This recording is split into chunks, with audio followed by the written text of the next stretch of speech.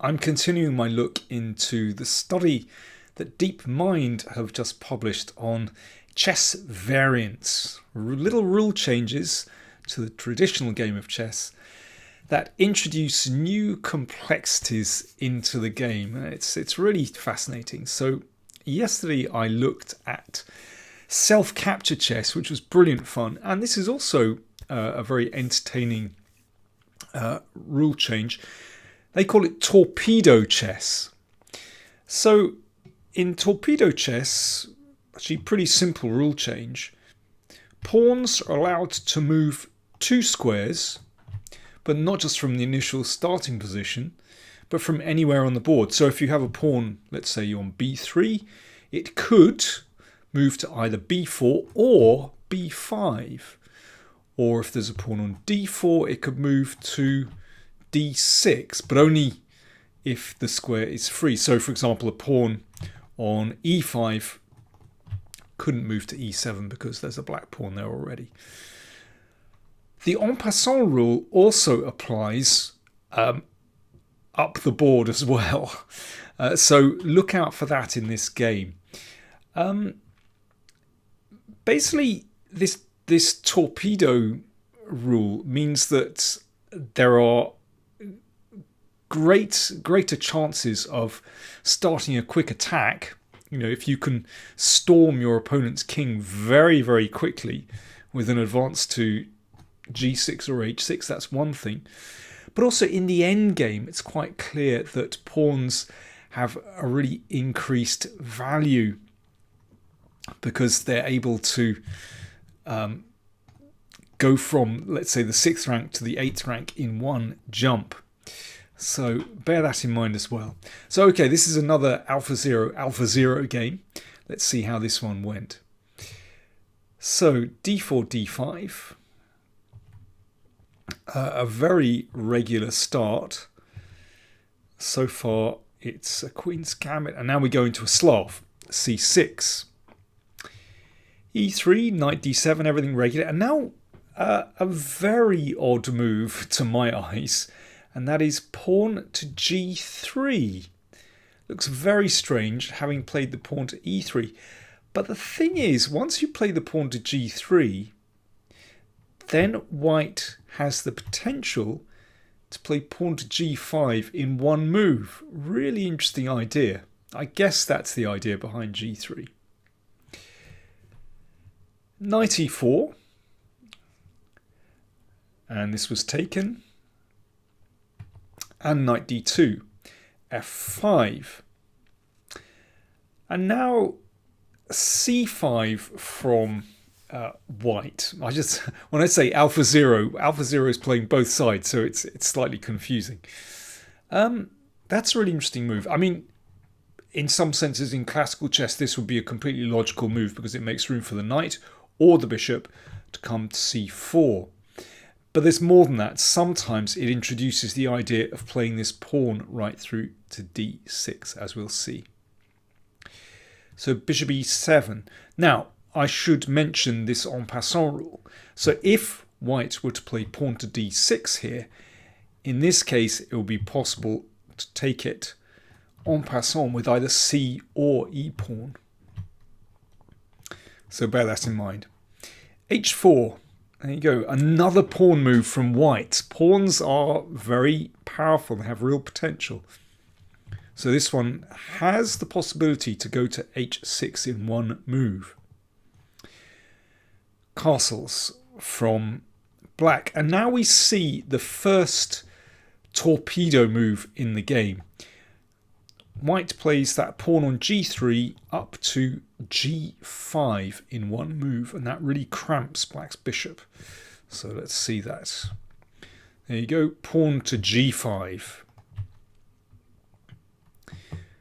So that bishop can't come to f6, nor the knight either. b6. That's fine. Yeah, just bear in mind, as I mentioned before, d6 doesn't actually win the piece on e7 because that could just be taken en passant. So b6 is safe. White supports the pawn on c5. a5. And now bishop c4. So things start to hot up. You can see that white is pointing in the direction of black's king. A takes b4. Bishop takes pawn check. Now it starts to get really wild. King in the corner. Bishop b2.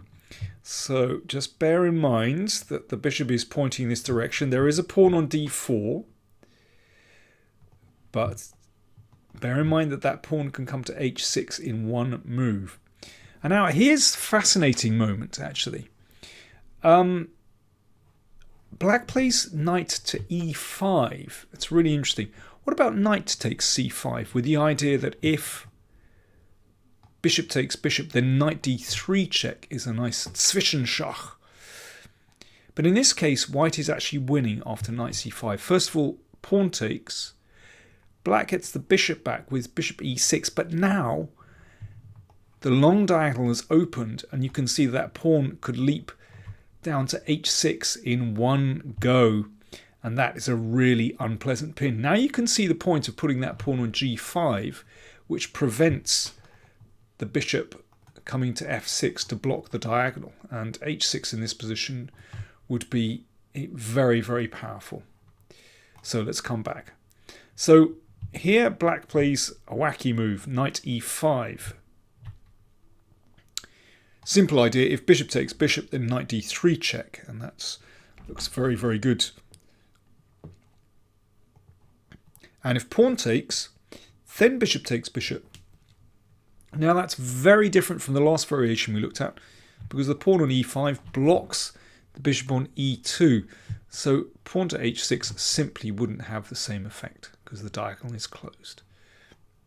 So it's all clever stuff, this. So knight e5 played.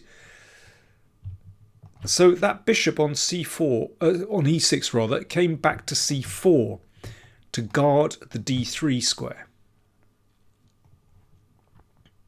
Now that could be taken, but then the knight takes its place and looks pretty good on c4.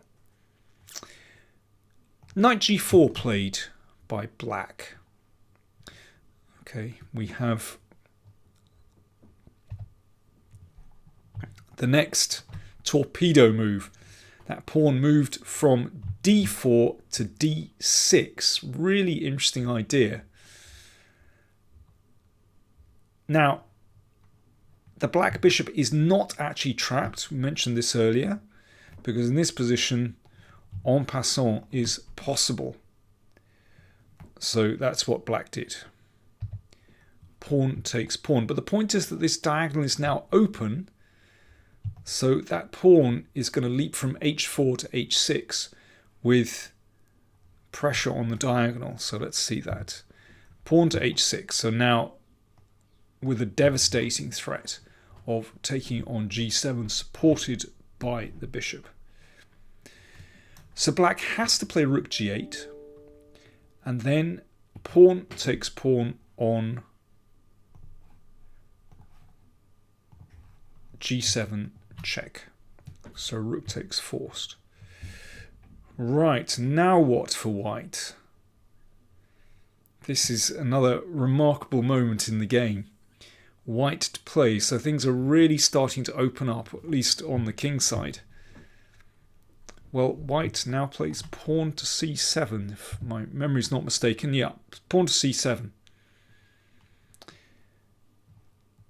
So this is an attempt to distract the queen. If the queen moves in this direction, then bishop takes pawn could be possible. So queen d7 played instead. Or indeed, if that pawn is taken, then bishop takes d5. So that's why the queen came to d7. But then white played bishop takes pawn anyway, giving up that bishop. But the point is that that pawn is now on c7, which creates additional tactical possibilities. Knight c4, really interesting. So you can see that that pawn could come in useful if, for example, queen takes knight, then queen d8 check, supported by the pawn, is good for white. If the queen comes back, then queen takes bishop. Remember, there's a nasty pin on the diagonal. So after knight c4, well, if queen takes queen, rook takes queen, and again, potential threat of playing the rook down to d8. So the queen came back to g8. Knight e5, knight takes, bishop takes, and now bishop takes pawn on g5. But black is scrambling in this position because this pin on the long diagonal is really painful. Queen h5, looking nasty, so a threat to take that bishop. And potentially some threats here, but, well, the queen is guarding that for the moment. But still, very dangerous position for black. But black does have a fantastic resource in this position. And that is pawn to b2. And this does just enough to distract white. So why was this played? Well, basically, if the rook goes to, let's say, b1, then bishop e7 with a very nasty threat of bishop b4 check. So rook g1 and now bishop b4 check, and actually the king is in trouble.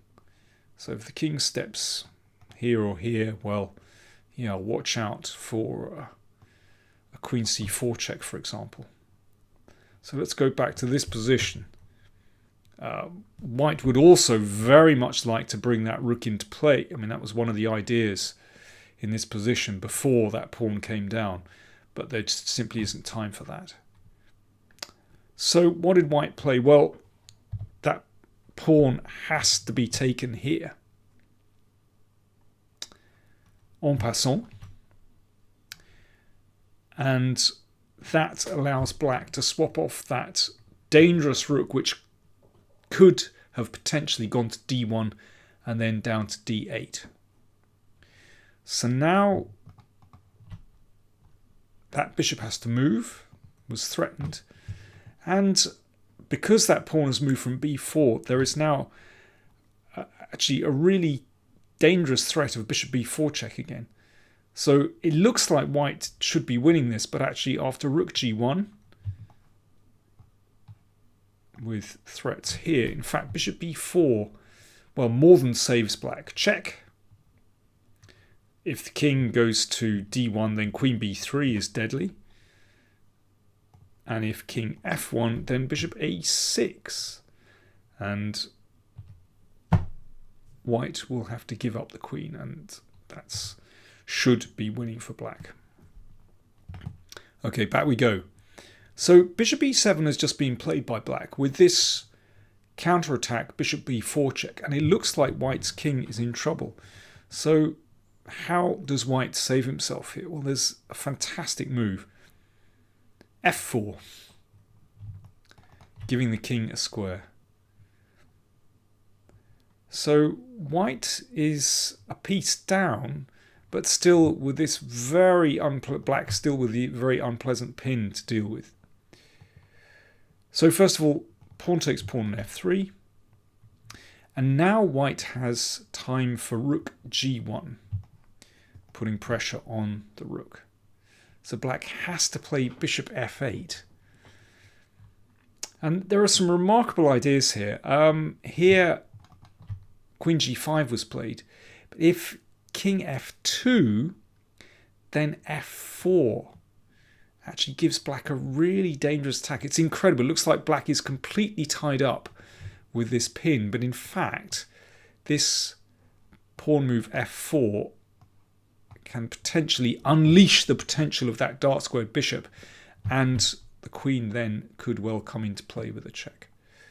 So bishop f8 has just been played to guard there, and now queen g5 puts a bit more pressure here, and now black has to play h6. which gives just a little bit of freedom. I mean, it's unbelievable that black can survive this. And now queen h7. And black has just enough play here. Remember, there's potentially this check here, potentially a queen coming here as well. Potentially f2 check too. So, well, according to AlphaZero, and I trust AlphaZero, bishop takes is actually the best move, and simplifying is also best. But now we have an interesting endgame. Remember, those passed pawns have real power, and that pawn is on c7. But let's see what happened. King f2. So that rook might well come in here very quickly. Bishop e5. Rook d1. Now if bishop takes, then there's rook c1, which will win one of the pieces. So bishop b7. Now I assume that rook d8 is going to be a draw. And there are still a few details there, but white, I think, wins a piece. But I assume that is going to be a draw. Because white's problem is that actually it's very hard to bring the king into active play, because that pawn, of course, can go to the queening square in one move. This is, yeah, passed pawns, protected passed pawns are very dangerous. But anyway, like I said, I'll trust AlphaZero. So here, rook c1 played, bishop c8, king takes f3, and now e4. And now basically the game is simplifying to a draw. We have another torpedo move, pawn to b4. And yeah, that just means advancing that pawn. It's going to be harder for white to, for example, play b5 and, yeah, potentially get pressure on the pawn on b6. Rook c4, and basically we're simplifying to a draw now. Let me just play a few more moves, but we're going through the motions. And more pawns came off the board, and well, AlphaZero continued its self-struggle for a few more moves, but basically this one ended in a draw. But I think a really interesting tactical motif. So let me just read you what Vladimir Kramnik had to say about Torpedo Chess. His conclusion was this: pawns become quite powerful. Okay, we've seen that, and very much close to the end game. All of the attacking opportunities increase, and this strongly favours the side with the initiative, which makes taking the initiative a crucial part of the game. Pawns are very fast, so less of a strategical asset and much more tactical. So there's many more tactics and lots more calculation. There's a lot of prophylactic play, which is why some games don't feature many torpedo moves. Torpedo moves are simply quite powerful, and the play often proceeds in a way where each player positions their pawn structure so as to disincentivize torpedo moves, either by blocking their advance or making the en passant capture possible. Well, he goes on, but I do quite like this one. I think it's a lot of fun, and yeah, it makes attacking play much enables more attacking play and more tactics. So another one to try out. I think we've seen AlphaZero play these games. I think when humans test these out, it'll be more interesting to see. But I think it's great to explore different forms of chess. I'm not suggesting that we should do away with traditional chess, but I think it's just another sign that chess on the 8x8 board is much richer than we'd ever thought, and I think it's interesting to explore these little variations. Thanks for watching.